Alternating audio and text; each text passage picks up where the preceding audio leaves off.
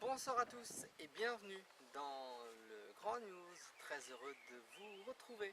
Le 69e Festival de Cannes s'est achevé hier soir avec une palme d'or remise au cinéaste Ken Loach. Retour sur les moments les plus forts du Festival de Cannes grâce à toutes nos équipes. Regardez. Ça fait plaisir que vous soyez en France parce que ces dernières années, vous avez beaucoup tourné en Europe, alors que vous n'êtes même pas condamné pour viol aux États-Unis. Non, et puis...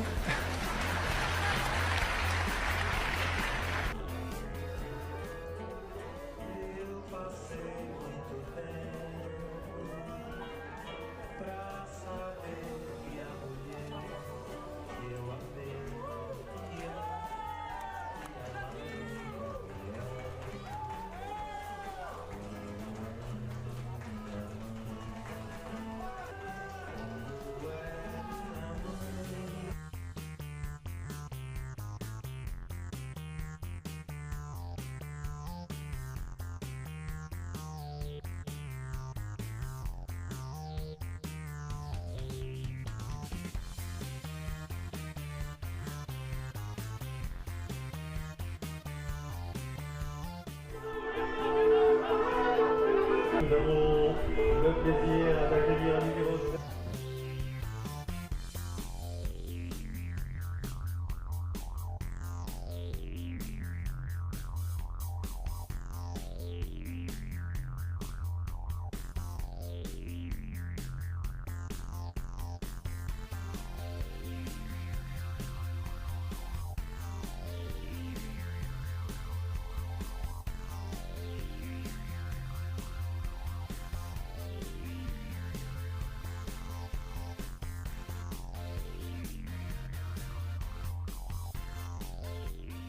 The Palme d'Or goes to I, Daniel Blake.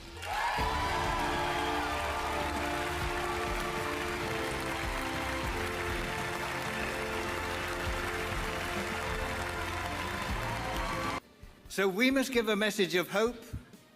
We must say another world is possible and necessary.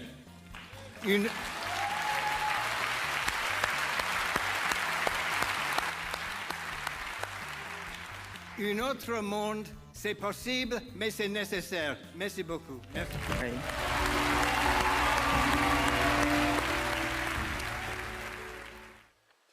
Et tout de suite, je vous propose l'entretien que Ken Loach nous a accordé. C'était cet après-midi. Regardez.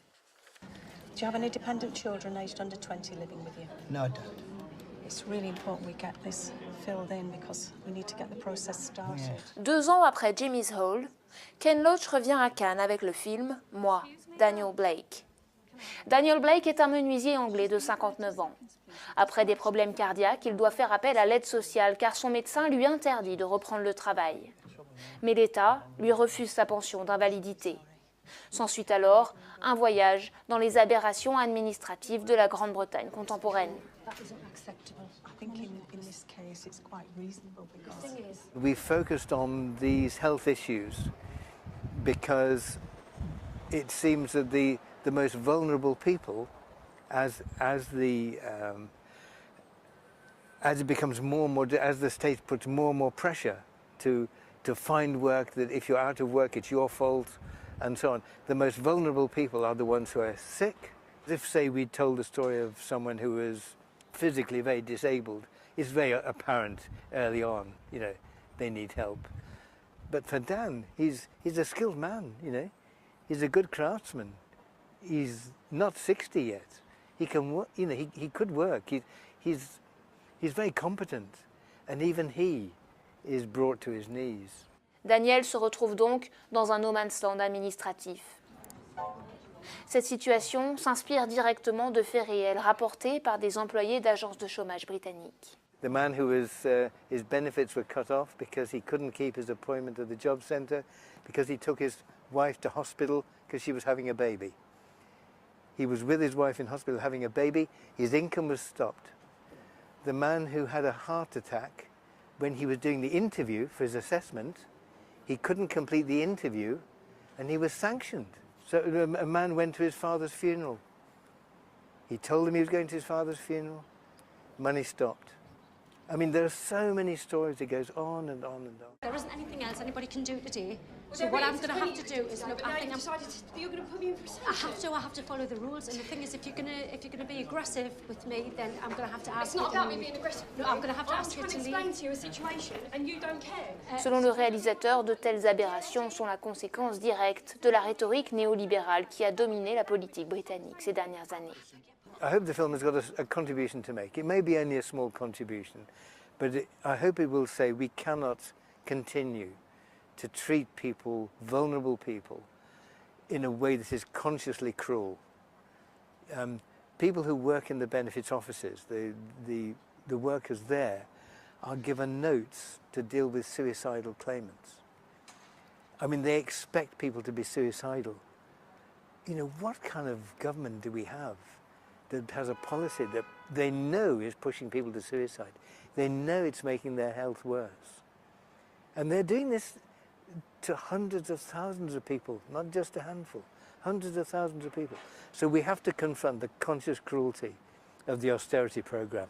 The way the state operates to punish the poor seemed to be a very precise story in Britain, but also a universal one in Europe. Jesus Christ! Who's first in this queue? I am. Do you mind if this young lass signs on first? No, you carry on. There you go. Now you can go back to your desk and let her sign on and do the job that the taxpayer pays you for. Voici à présent nos coups de cœur du 69e Festival de Cannes, réunis par toutes nos équipes en région justement à Cannes.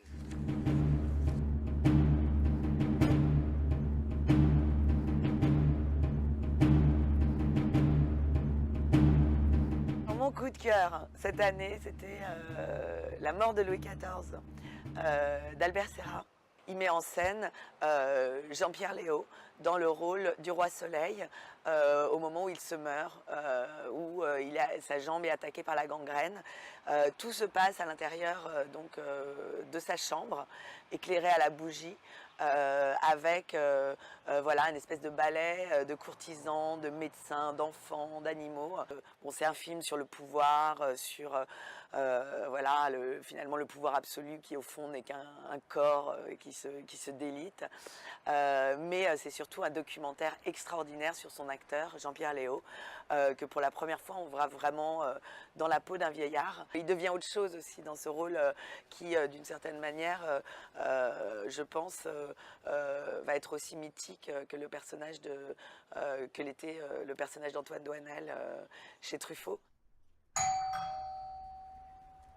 Alors mon coup de cœur de Cannes, c'est Aquarius du Brésilien Kleber Mendonça Filho, un film qui, sur le papier, pouvait laisser craindre quelque chose d'assez convenu, mais en fait le film est absolument incroyable, toujours inventif, toujours en train de glisser sur ses acquis et de les déplacer, et notamment grâce à sa mise en scène qui, pour le coup, est vraiment extraordinaire, épatante. Voilà, c'est un film qui laisse rentrer énormément de choses extérieures qui relèvent de la vie, de l'existence, c'est-à-dire les conversations, les rires, les dérapages.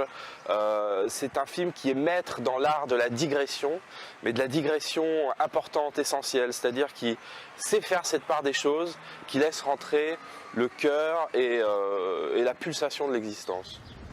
Hey!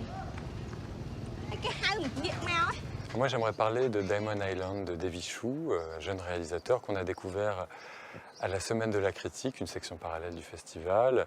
Il est tout jeune, hein, c'est son deuxième film, une vingtaine d'années, et il raconte l'histoire de jeunes adolescents qui s'exilent dans la capitale du pays et partagent voilà, une amitié, des amours plus ou moins entravés. C'est filmé avec beaucoup de sensualité, beaucoup de musicalité. D'ailleurs, ça fait penser à l'autre très grand film de ce festival pour moi, Aquarius, dans cette manière de raconter à travers des destins intimes, individuels, l'histoire plus large d'un pays. Là, c'est le Cambodge, pour Aquarius, c'est le Brésil, avec à chaque fois un regard extrêmement sensuel, musical et porté vers l'avenir qui distingue ces deux œuvres. De blocurile astea pe care le-a dat partidul, Da? da, și mergeam de drag la défilare de 1 mai. J'ai beaucoup aimé Sierra Nevada de Christy Pouillou. C'est un film qui fait quasiment 3 heures. Et 3 heures, c'est à la fois le temps de peindre une galerie de personnages absolument extraordinaire, parce que c'est un film familial et donc on a tout un ensemble de caractères fantastiques. Et c'est aussi, ces 3 heures, le temps qu'il faut pour faire craquer tous ces caractères et faire notamment craquer les places que ces gens ont pris l'habitude d'occuper chacun dans la famille.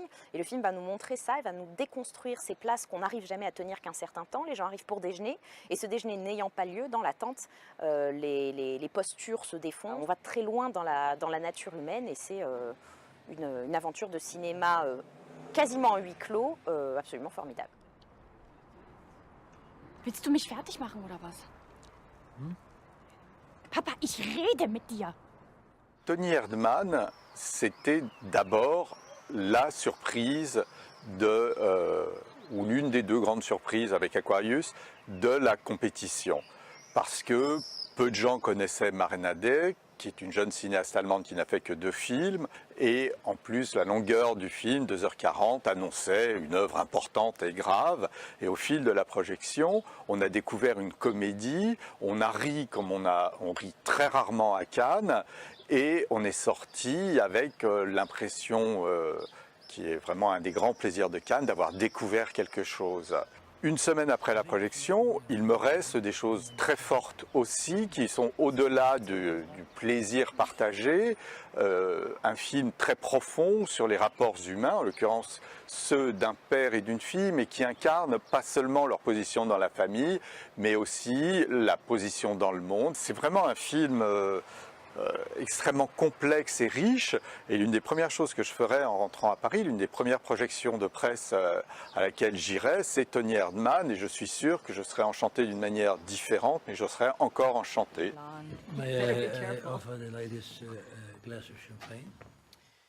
Le film s'appelle Elle, et il est de Verhoeven, un enjeu de massacre. C'est notre film à retordre de ce lundi soir.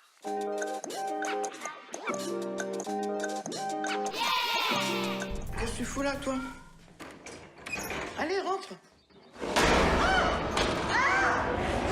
À la tête d'une entreprise de jeux vidéo, Michel, incarné par Isabelle Huppert, gère ses affaires, comme sa vie personnelle, d'une main de fer. Sa vie bascule lorsqu'elle est agressée sexuellement chez elle par un inconnu. C'est un premier film que Paul Verhoeven tourne en France, en français avec des acteurs français. C'est un drôle de film parce que c'est une espèce de thriller érotique, qui est un genre cher à Verhoeven, voire Basic Instinct. Et puis c'est un drôle de film parce que c'est une histoire un peu abracadabrante, inspirée d'un roman de Philippe Gian. Et qu'il adapte en se centrant donc sur un personnage principal interprété de manière assez jubilatoire, il faut le dire, par Isabelle Huppert. Isabelle Huppert qui est donc là dans un grand rôle hyper emblématique et symptomatique de sa filmographie, et en même temps poussé dans une sorte d'outrance farcesque. Michel reste inébranlable après cette agression et se met à traquer l'inconnu qui l'a violé. Violé? Mon Dieu. Qu'est-ce qu'ils t'ont dit, les flics? T'as pas été les voir? Bon, on commande.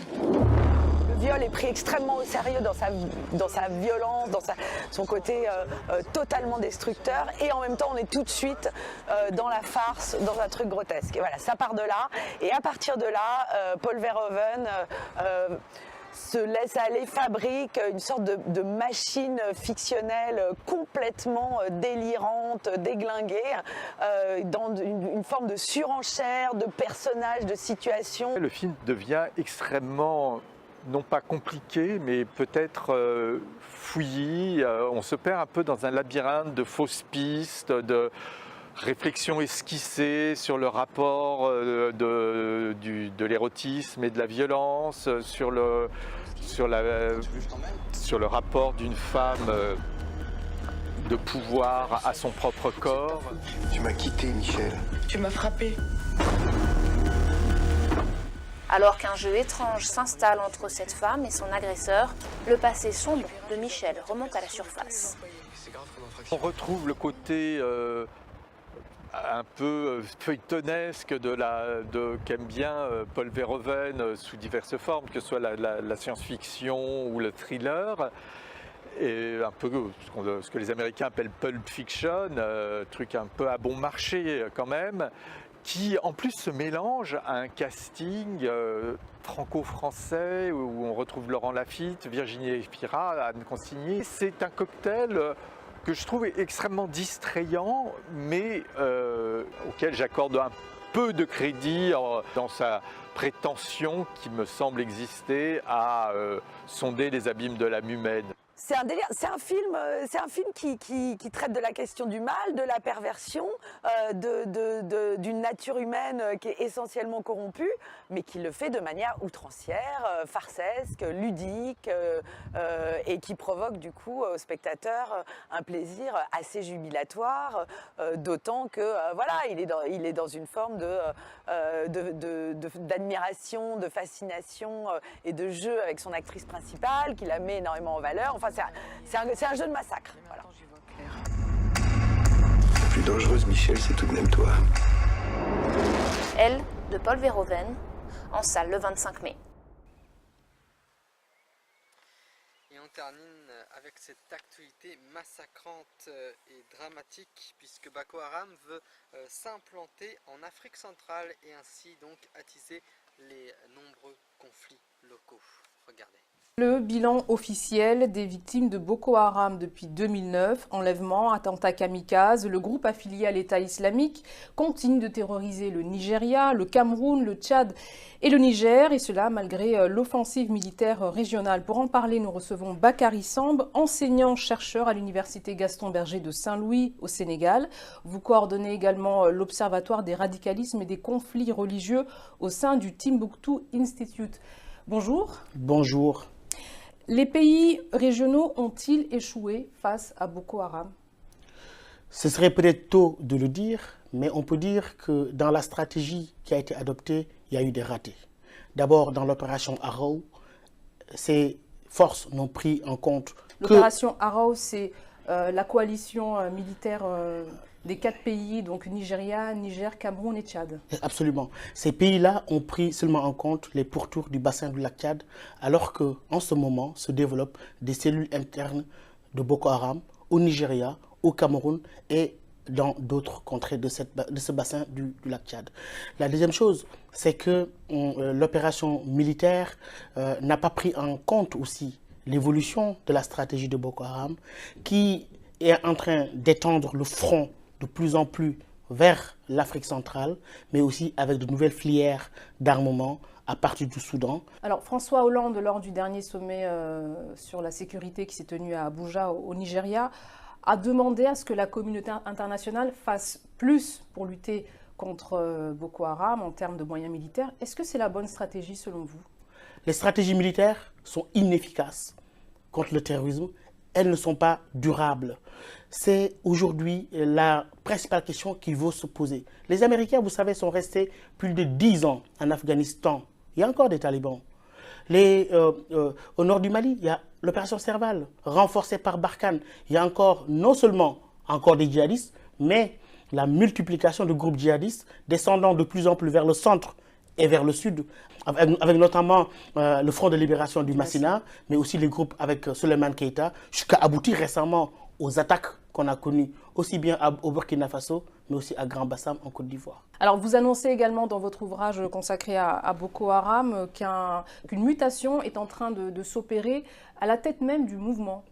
Ceci est observable dans les dernières vidéos où le personnage qui est le plus mis en avant était plutôt Bana Blachera, qui est originaire du Cameroun, qui par ailleurs est chargé des questions logistiques, qui a bien géré les derniers événements en ouvrant de nouvelles filières d'armement jusqu'au Soudan vers l'Afrique centrale, mais qui petit à petit se substitue à Aboubakar Shekau.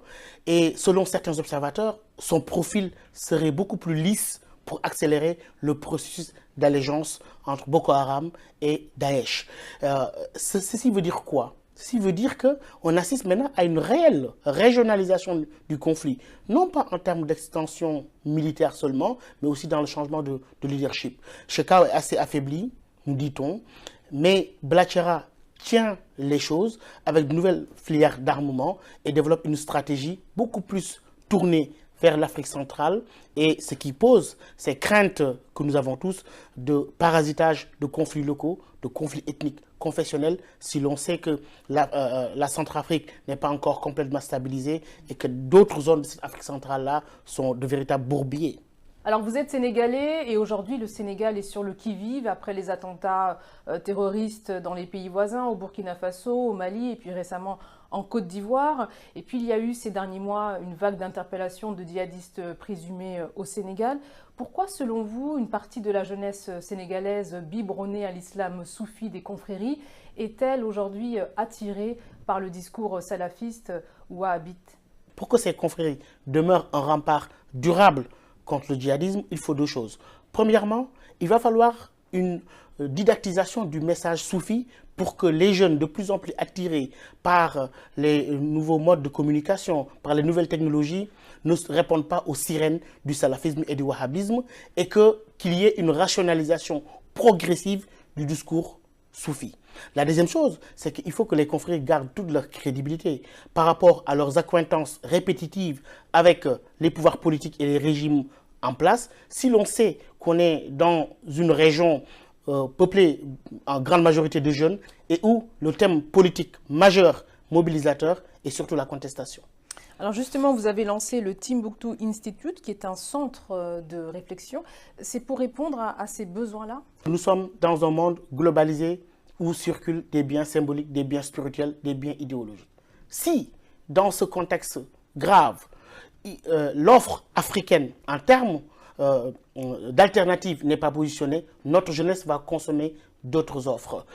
La réflexion est simple, c'est-à-dire qu'aujourd'hui, et je l'ai beaucoup dit, y compris dans des pays arabes, que le monde arabe, l'islam qui est pratiqué a montré un certain nombre de limites avec la violence en Algérie, la violence aujourd'hui avec l'émergence de Daesh, et qu'aujourd'hui, je le pense sincèrement, que le monde musulman, la Oumma, aurait des choses à apprendre en Afrique, c'est-à-dire comment vivre un islam comme étant un facteur de cohésion sociale et non un facteur de déstructuration des sociétés. Et je pense que sur ce point-là, je le rappelais tantôt avec cet ouvrage magnifique de Cheikh Moussa Kamara de Ganguel au 19e siècle, qui déjà écrivait un ouvrage appelé Condamnation du djihad.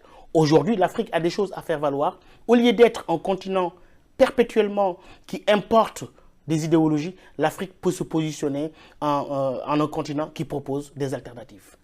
Merci Bakary Samb d'avoir répondu à nos questions. Je rappelle votre ouvrage Boko Haram paru aux éditions Timbuktu. Et puis retrouvez en ligne d'autres articles consacrés au terrorisme en Afrique. À bientôt. Et c'est la fin de ce Grand News. Prochaine rediffusion avec cette émission, ce sera tout à l'heure à 22h55. J'aurai le plaisir, moi, de vous retrouver demain à 20h15. Enfin, j'espère.